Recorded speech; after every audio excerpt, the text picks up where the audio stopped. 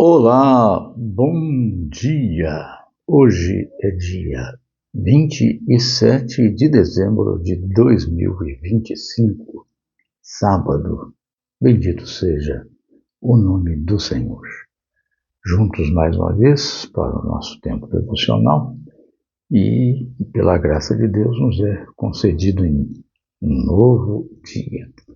O texto da nossa devocional, ou do nosso devocional, encontra-se na primeira carta do apóstolo São Paulo aos Tessalonicenses, a igreja da cidade de Tessalônica, da região da Tessalônica, capítulo de número 3, versos 9 e 10. Lemos assim: Pois que ação de graças podemos tributar a Deus no tocante a vós outros, por toda a alegria com que nos regozijamos por vossa causa, diante do nosso Deus, orando dia e noite, com máximo empenho, para vos ver pessoalmente e reparar ou consertar, corrigir as deficiências da vossa fé,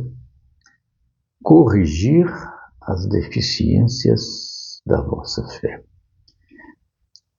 A pergunta é essa, mas a fé pode ser deficiente? A fé pode ser imperfeita? Ela não alcança o seu propósito? A resposta é: a fé pode ser deficiente, sim, portanto. E necessitamos correções com relação à maneira, ao modo que nós exercemos a nossa fé.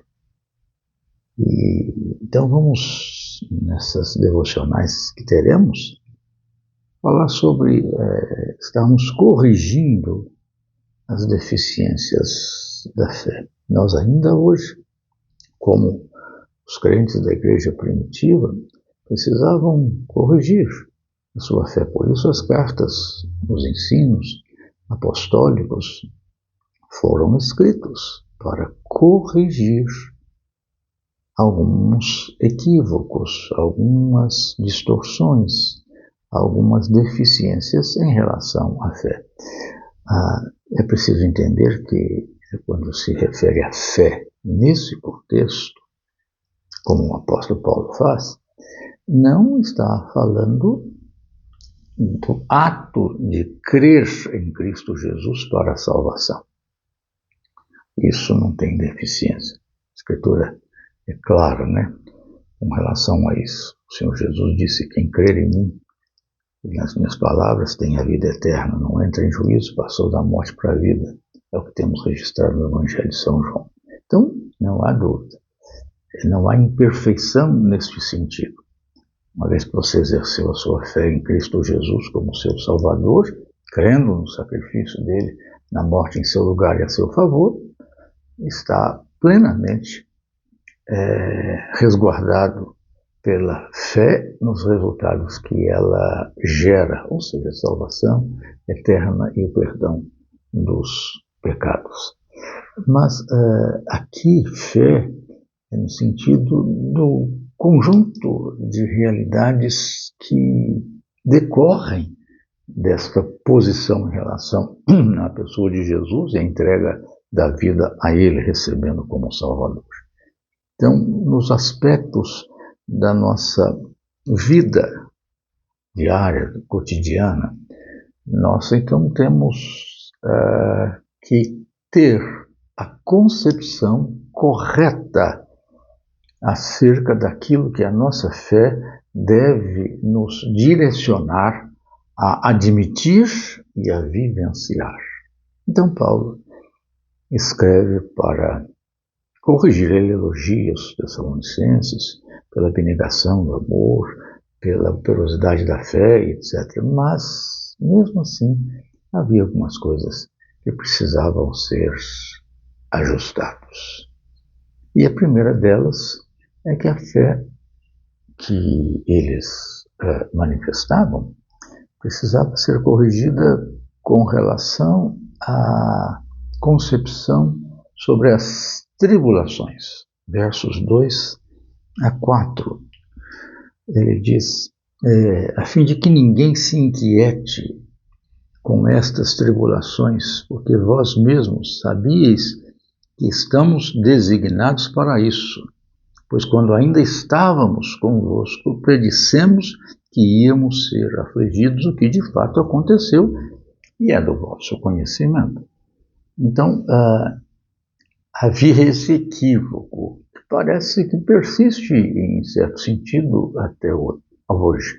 Eles estavam inquietos, eles estavam inquietados com esse problema. Afinal de contas, nós cremos em Jesus, entregamos a nossa vida a Ele e estamos sendo atribulados, estamos sendo perseguidos, estamos sendo atingidos por perseguições, por aflições, por angústias.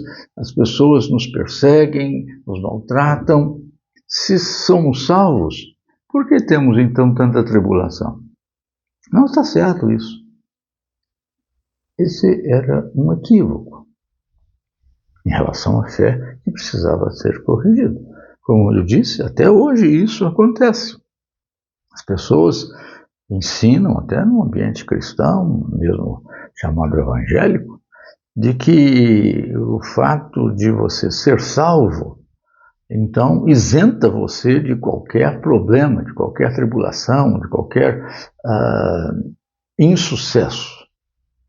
Não. O fato de ser salvo em Cristo Jesus, de ter a fé em Cristo, não significa isenção de dificuldades, de tribulações, de aflições, de enfermidades, de perdas muitas vezes brutais de pessoas que não são queridas por conta da violência gratuita do ser humano, por conta de acidentes nas nossas rodovias, acidentes aéreos, etc. Fruto, às vezes,